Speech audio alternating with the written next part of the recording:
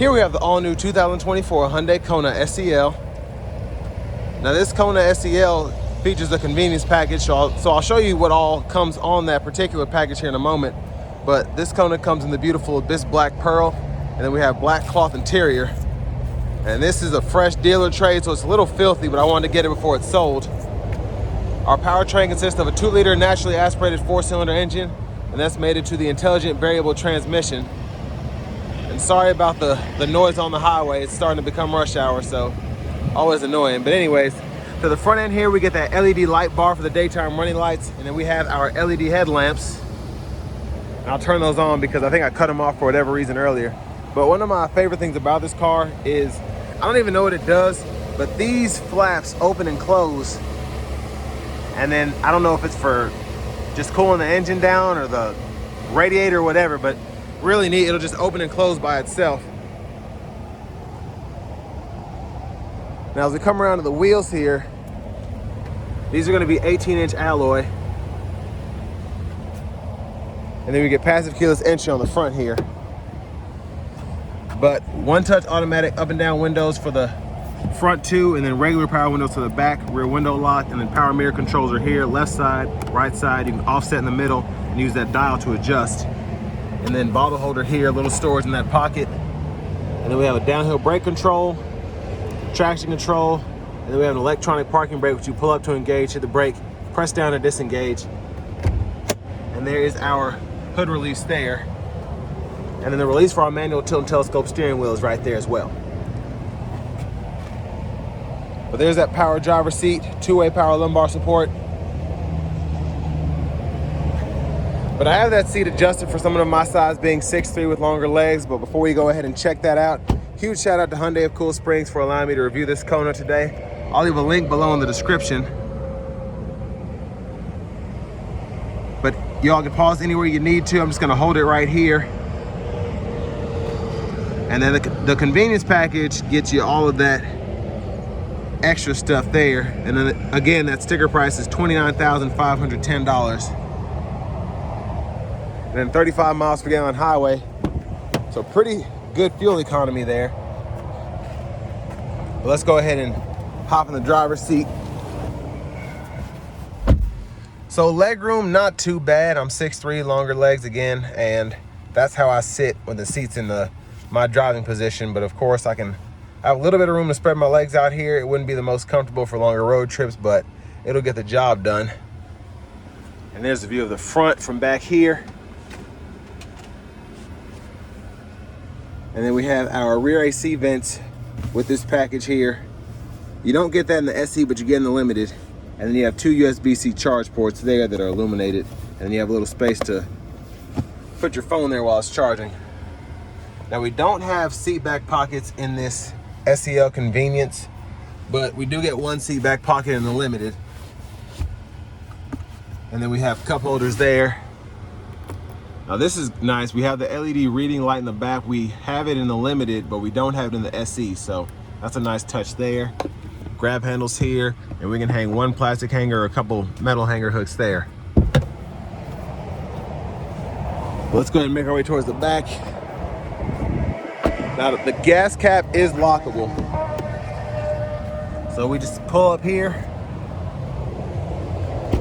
And for those of you that get worried about getting your gas siphoned or something like that, again, that is lockable. So once it's closed, you can't easily just get in there and pull it open. Now to the rear end, love the design of the back end of the Kona here. Really, it looks like a Kona, but it looks like something from like 20 years in the future. So they did a great job with that. Then we have the manual lift gate here. This one includes the roadside assistance kit. And then we have a side pocket here if we want to keep stuff from rolling around, but we want to have it in the trunk area. And there's one on this side as well, so that's pretty cool. And then our spare tires underneath there.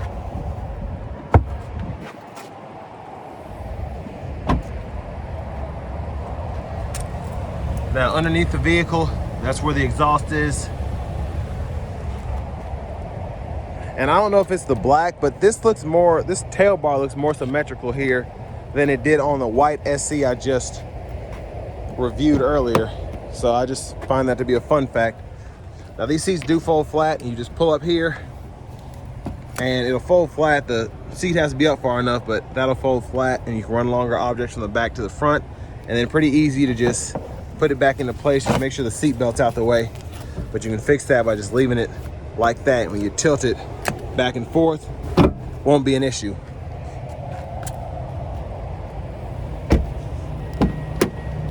Now to our front passenger seat, we are able to pump this seat up and down, as well as adjust the seat back and seat bottom all manually. And then we have a glove compartment here with owner's manuals, and then we have this top pocket here for additional storage. Wouldn't keep anything valuable sitting in there though, because it can be seen from the outside, especially without any tint. But under the hood here, there's that 2-liter naturally aspirated 4-cylinder engine. So same one that comes on the SE, and then the Limited gets you that 1.6 turbo.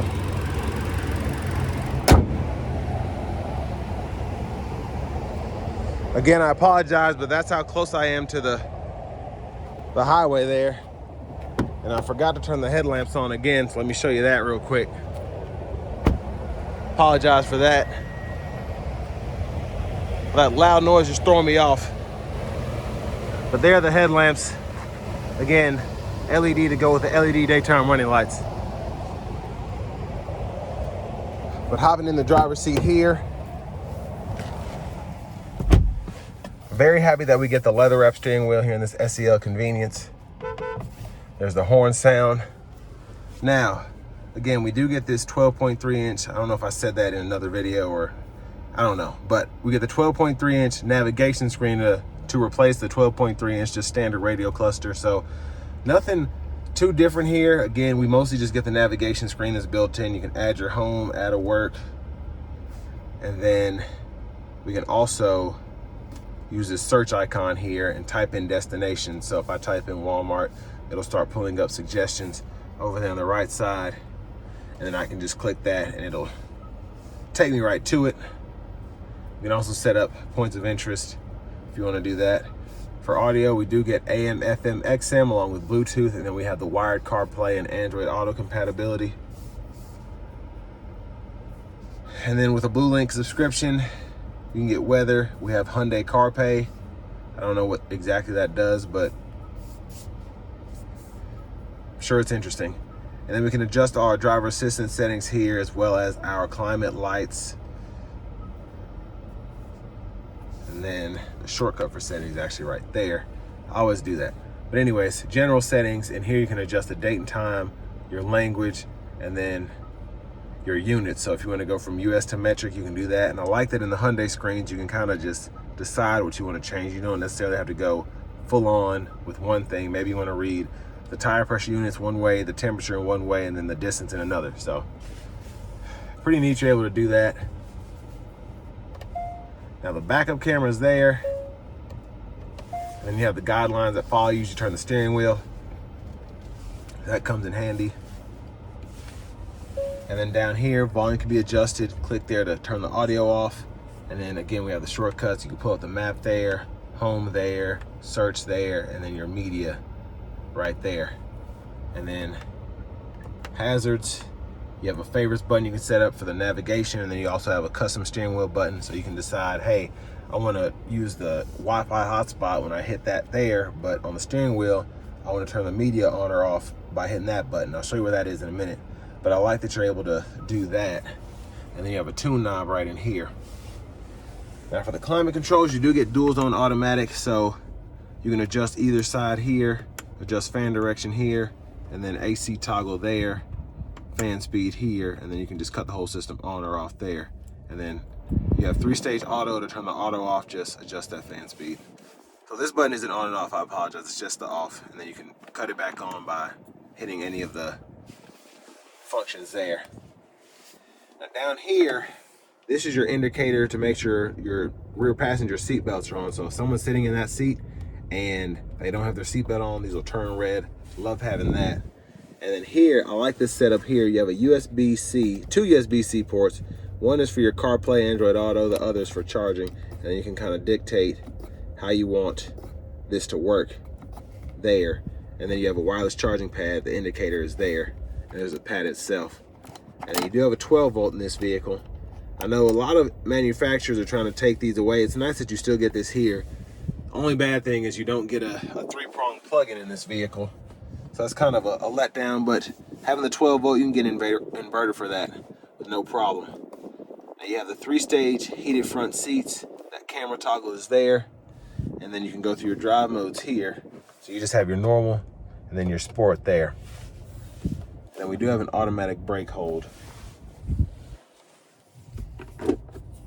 Center console space, not too big, and you can reach it from underneath the tray, which is nice for convenience. Now, one thing I'm looking for is the auto stop button, because in the SC I drove, that had auto stop, and I don't see it in here, so I wonder where that is, or maybe you can't turn it on or off. We do get the premium reading lights up here though, which is nice. And the vanity mirror, which in pretty much you get a light in all of them, but the SE has a regular yellow light, and then this SEL Convenience along with the Limited gets you that LED light, which is nice. Now, the shifter over here is pretty cool. It's like in the Ioniq, so you can pull there for drive, pull down for reverse, and then just kind of halfway turn for neutral. Press this button on the side for park. And then your headlamps, low beams, auto, off. And then when your auto mode is on, you can turn your auto high beams on or off there. And then when your traditional low beams are on, you can just toggle the high beams on there, turn them off like that, and then flash like this. And then we have our windshield wiper controls on the right side. So it's one time off, intermittent low, high. We can adjust the intermittent here, and then rear wipers here. And just push back for the rear wiper fluid, pull up for the front wiper fluid. And then we do have paddle shifters for the shifter, or for the manual mode, if you will. Now in the SE, you have a traditional shifter just right in here, and you just pull that down, then you slap over for manual mode. But on this one, as well as the Limited, you have this turn, or this turnstile shifter, and then you have the paddle shifters behind the steering wheel.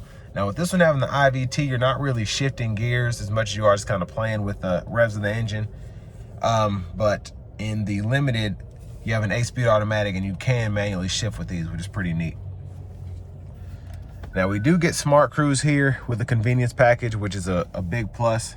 Adding that on there to get that lane centering with the adaptive cruise. And then you can set the speed for that there, adjust the gap for that there, and then that lane centering can be toggled there. And then you can also go through this digital gauge cluster, at least the middle part of it, using this button, and then you can scroll through the options within each sub-menu when applicable.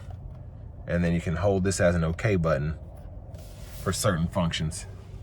Now over here, that's where that second favorites button is that you can set up. You have the Bluetooth button there for your phone, and then this mode button goes through the audio sources. You can set that up depending on what you want it to do. And then you can go through your radio station presets or track list here, and then volume can be adjusted. Click there for mute. Voice recognition button is there. Push button start. And I think that key fob is in my back pocket. Yeah, here's that key fob there with remote start. But next, let's go ahead and take this 2024 Hyundai Kona SEL with the convenience package out on the road for a test drive. So starting the test drive in this Kona SEL, you get this 2-liter naturally aspirated 4 mated to the IVT. It does sound just a tad strained under hard acceleration, especially going uphill, but you don't have to worry about a turbocharger there if you find that to be an issue. Me personally, I appreciate the 1.6 turbo that you get in the Limited trim, but I mean, this gets the job done. It just can be a little loud, but it's not like it's gonna necessarily blow up on you. But I do like just how swift the IVT is, because you don't have to worry about shift points. It just feels like a continuous gear almost. but then when you put it into the manual mode, it feels like you're actually shifting. So it's just funny how it does that. So I'm not downshifting, but I am, if that makes sense. Now, in terms of comfort, I want to compare this to the other trim levels because I wanted to drive all three of these back to back because this is quite a refresh for this new model year, redesign, however you want to call it. So I wanted to see how they all held up against each other. Now for the seats, you get the H-Tex in the Limited, but you have a power seat here with the same cloth material that you can expect in the SE. And it's crazy how having a power seat can just make the driving experience that much more comfortable, because this is just much better than the SE, I think, because I was able to adjust my seat perfectly. Now I have the car in sport mode now, so I'm gonna see how it accelerates getting on the interstate here.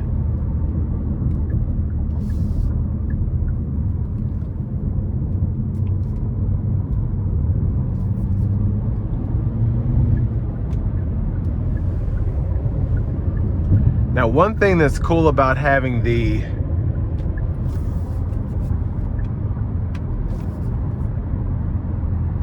Limited trim is you're able to use those blind spot mirrors. Now, you do get the monitors here, but the mirrors that come up on the gauge cluster are so fantastic because you're able to see not only your blind spot, but kind of far back and around that curve in particular. That just comes in handy like nobody's business. So I really appreciate having that there. Now we have the adaptive cruise on now. And we're in sport mode. So as you can see, it just kind of revs it up a little hotter there. And then we have the lane centering going on here. Well, I think I just turned it off. There it is there. So ride quality is pretty good coming down the interstate here. Nothing to frown at.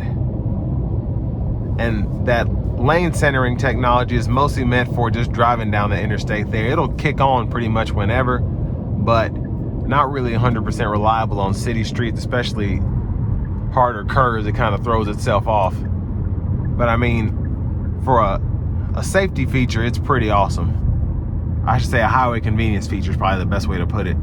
It keeps you in the lines and kind of lets you relax just a tad with that adaptive cruise control. Now, to get this thing up to speed with the IVT, a lot of the times you have to put your foot to the floor, but nothing surprising there, again, just with this powertrain setup. Now, in terms of competition, I think the Ford EcoSport, I even think the Subaru Crosstrek would be a good option. And I've said this in pretty much every Kona review I've done today. The biggest competitor, I think, just also getting a redesign in 24, having an interesting powertrain lineup, you're gonna have that Chevy Trax. And I think these two are the ones to beat just in terms of the overall exterior aesthetics, just how good it looks in general, inside and out, and then just the size and the powertrain that you get for the money.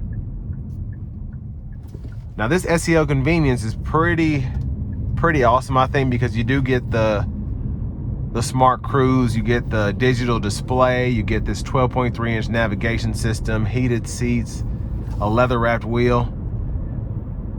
So like I said, between this and the Trax, I'd like, you all to decide. Let me know what you think in the comments. But with all that being said, this will bring me to the end of my review of this 2024 Hyundai Kona SEL with the convenience package.